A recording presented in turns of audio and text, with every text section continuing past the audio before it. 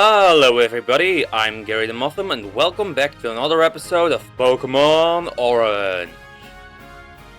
Dinosaurs! Dinosaurs here, dinosaurs there, dinosaurs everywhere. I love dinosaurs. I always have and I always will. So, of course I should love the fossil Pokemon, right? They're fine. I don't tend to like them usually, except for Gen 6, because wow, those were really good. That's what a proper dinosaur Pokemon should be. Take notes, Rampardos. Tyrantrum and ORAS are super cool because they're basically just Pokemon dinosaurs. While Rampardos and Bastiodon are just kinda there, honestly. While Gen 6 has the best fossil mons, I'm also a big fan of Gen 8's fossils. Sure, they weren't the most dinosaurs, but they had a really cool and clever gimmick, and really refreshed the fossil Pokemon concept. Though these Pokemon were a bit controversial because of how different and weird they were, so people really wanted to return to form for fossils. Especially when you realize that the last regular fossil Pokemon were, well, take a guess, recently being 11 years ago, with Tyrantrum and ORAS. Usually with fossil Pokemon you get a choice between two different fossils. Both are two-stage rock types, often with a secondary typing. While it's a classic setup, I have the feeling it has gotten a little bit stale, even after 12 years of a hiatus. So I want to do something a little bit different with the Humblow region's fossil. Historically, fossil Pokemon aren't just regular dinosaur Pokemon. Their concept is always tied to paleontology itself. Take for example Kabuto and Kabutops, based on trilobite fossils, the most abundant fossil in Earth crusts. They are commonly used for dating other fossils from the same layer of the Earth. So I can't just say, oh, I'm gonna make a dinosaur, that would be cool, and have it be a fossil Pokemon. Now, this is the part where I'd say I did some research and make a pun about digging and paleontology and such. But I won't do that today, because I actually immediately got a perfect idea for a fossil Pokemon. At the end of the 1878, something curious happened in the town of Bernissart in Belgium. A group of coal miners, expecting coal, stumbled upon some strange rocks. Tree trunks filled with gold. After uncovering these ores, they found a completely intact skeleton of, well, what do you know? A dinosaur! Iguanodon bernissartensis, also known as just Iguanodon. Cool, you probably think. So what? Well, they didn't just find one skeleton. They didn't just find two skeletons. They didn't even just find 5 skeletons. They found a whopping 30 complete intact Iguanodon fossils. All uncovered from the mine in the exact position they died in. It was one of the biggest scientific discoveries in paleontological history. This is honestly the coolest story ever, and I've always wanted to visit the site of these skeletons. Thinking about this just makes me so incredibly giddy, oh my gosh. It's the reason why Iguanodon is one of, if not my favorite dinosaurs ever. And there is a lot more to Iguanodon than just this occurrence alone. But more on that later. I'm going to make a single line of fossil Pokemon based on Iguanodon.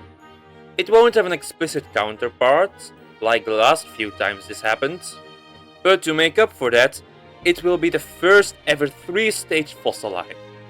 And to make things even more interesting, I'd like it to be the 4th unofficial starter of the Humblow region.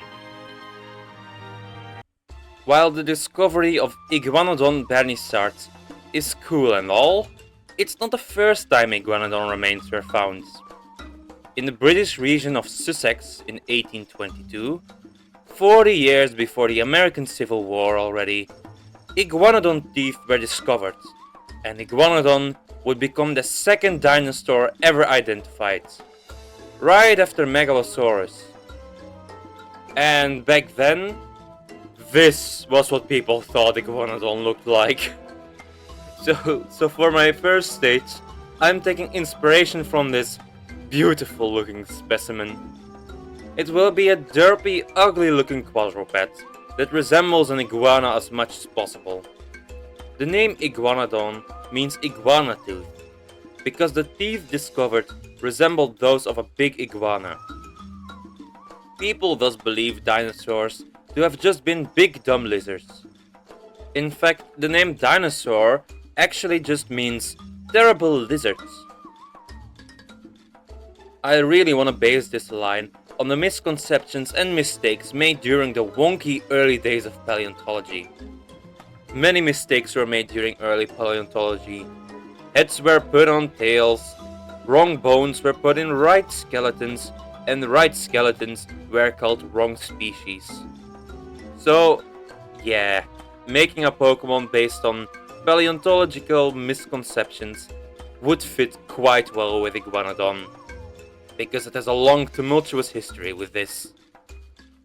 Its name will also be Icoalodon, from coal and odon, since it has a coal teeth, and also, you know, iguana and Iguanodon, that should be obvious.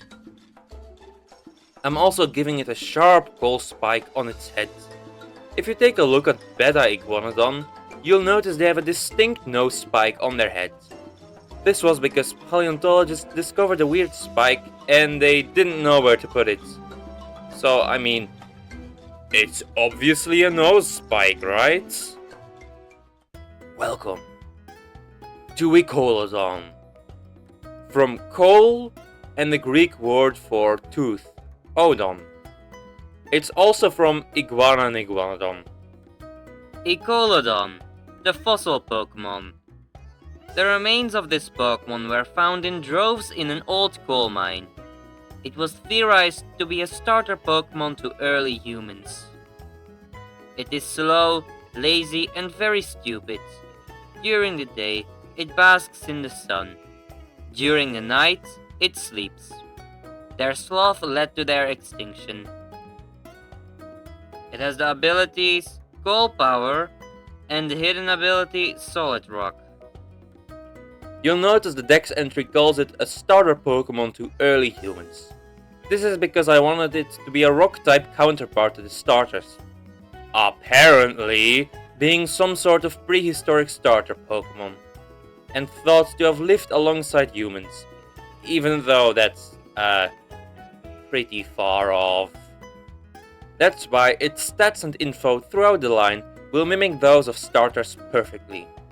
It even gets a new ability, which powers up rock-type moves in a pinch.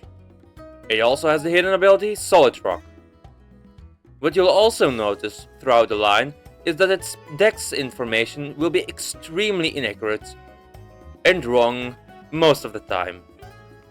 This is on purpose, to reference the many flaws and kinks in early paleontology. Speaking of flaws and kinks, they didn't stop in the late 19th century to the 21st century. For the second stage, I'm taking inspiration from the absolutely iconic imagery of old 20th century paleo art. The iconic kangaroo stance with sunken faces and gnashing teeth. These old drawings of dinosaurs were meant to look ugly and scary, so I'm reflecting that in Carbodon's design. I remember as a kid I always read dozens of these dinosaur encyclopedias, and I'd memorize all their names and their sizes and stuff. God, I was such a nerd. I'm a nerd. And I also had this one really old book, which was riddled with this ugly yet nostalgic artwork. And while this paleo art is inaccurate and looks stupid, I just absolutely love it. I coincidentally found one of those old children's books in the middle of writing this, so I'll show you guys some pictures of it. You may remember that Icoalodon has a horn on its face. Well, its evolution Carbodon doesn't need this anymore. Instead, it gets big, club-like rocks on its arms, because the horn on the nose of the Iguanodon was actually discovered to be a large, sharp thumb spike, being the Iguanodon's most iconic feature to this day. The club arms are also inspired by stereotypical caveman weapons, and so is the rest of the design. Just in case you didn't know, please know this already. But dinosaurs did not live together with humans at any point. This caveman inspiration is instead an homage to the many black and white dinosaur movies, in which dinosaurs and cavemen would clash in epic battles of colossuses. In a land before time, there lived Carbodon, from Carbon and Odon. Carbodon, the fossil Pokemon. It is extremely aggressive and wild, but also very dumb. Its brain is the size of a pebble. It went extinct because of how stupid it was. It's theorized to be the ancestor of Croconaw. It hunted early humans 2 million years ago, until they tamed Carbodon. It has the abilities Coal Power and the hidden ability Solid Rock.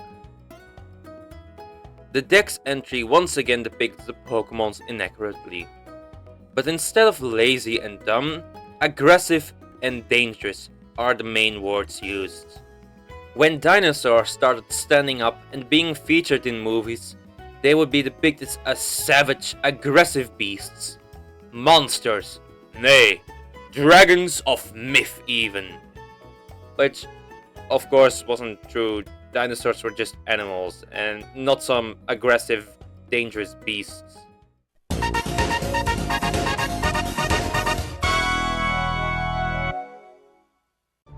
We interrupt this broadcast with an important message. Scientists have discovered that parasaurolophus was able to breathe fire. Experts say that if you don't want parasaurolophus to burn down your house, you should probably like and subscribe to Gary the Motham, as statistically seeing, 0% of Gary the Motham subscribers have had their houses burned down by fire-breathing parasaurolophus. Hold on. I'm just receiving that parasaurolophus could in fact not breathe fire. This was just a crack theory by an old Christian scientist. Well, to make up for this disappointing news, here are some more funny paleoarts pictures. For this final stage of this phenomenal fossil line, I wanted to make a much more modern and accurate depiction of Iguanodon, with a flexible stance of a facultative biped, an animal that can stand on both 2 and 4 legs. I decided to make the coal weapons on its arms dangerous pickaxes, which was a common tool used by early humans, and is of course also a reference to the miners that found its fossils in the first place. I also decided to give it a rocky head crest similar to many hadrosaurs, like Syntosaurus or Corythosaurus, or, you know, the fire-breathing parasaurolophus.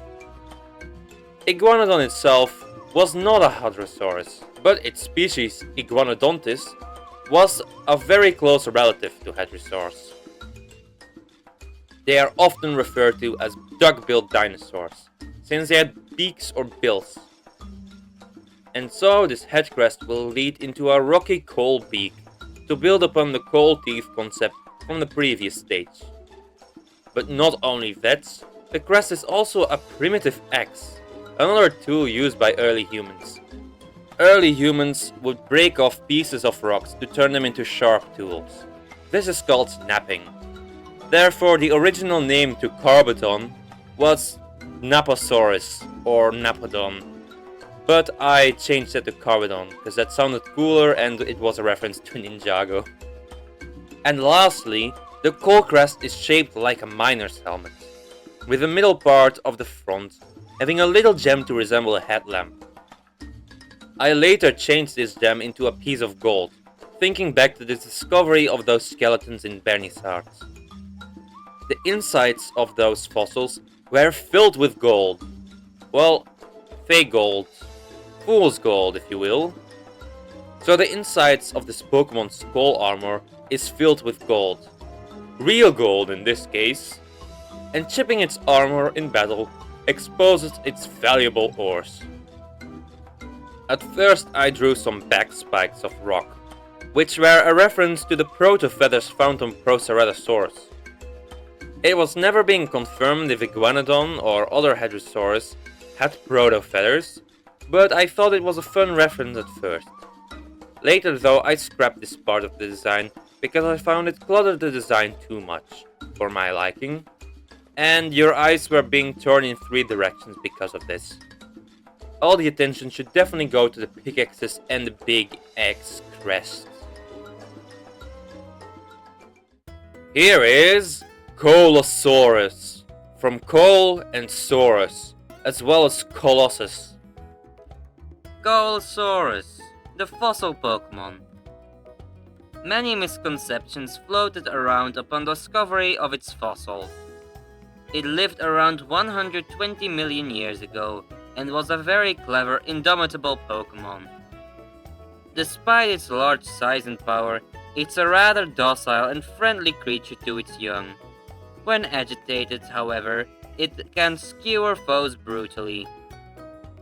It has the abilities Skull Power and Solid Rock. To finish off this line, the Dex finally starts talking some sense. Actual, accurate facts about this Pokemon that are based on the many aspects of dinosaurs throughout history. This Pokemon can make an excellent counterpart to my starter Pokemon. And I really hope you like this line of goofy goobers. Also, it can use the move Flamethrower because that's just freaking hilarious. Iguanodon is easily the dinosaur with the most tumultuous history. And I absolutely love it for that. Now, I'll be honest with you, this isn't the first time I had this idea. The idea of an inaccurate Iguanodon turning into an accurate one spawned back in like 2018 or something, when I was still very young and bad at art. Back then it was just a silly grass type starter, and later it evolved into the rock type fossil you see here. Well, not this one, it first had a little bit of a detour. Just like in my last video for Pokemon Orange, I once again reimagined an old set of designs I made in 2023, about a year ago. It was the last family of Pokemon I made for the Elfie region, a German-inspired region. And I am very glad I can revisit this concept for the Humblow region, my Dutch-inspired region. I'm really happy with what it turned into, and I hope you all think these guys are an improvement. Now, let's add them to the deck, shall we?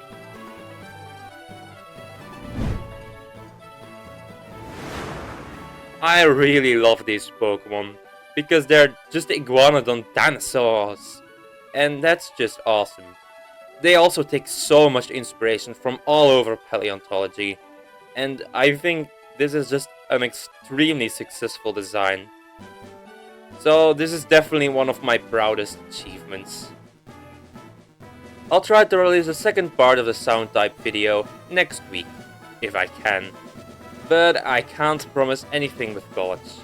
So, make sure to be there, and have another wonderful day. I've been Gary the Motham. Gotta catch me later.